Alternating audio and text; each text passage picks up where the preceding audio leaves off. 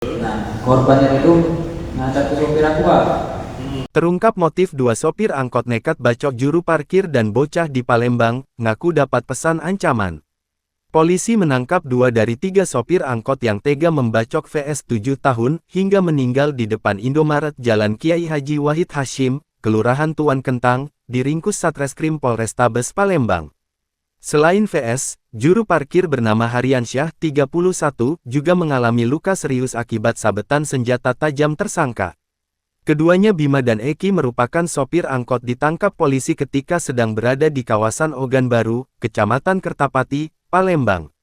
Di hadapan polisi pelaku utama yakni Bima, 25, mengaku motif nekat mengeroyok korban karena ia mendapat pesan ancaman yang disampaikan korban melalui rekannya, Eki. Dia, Pak, yang tepi sopir aku, Pak. Apa? Yang tepi sopir Serapati. Yang Nah, kali. Yang tepin?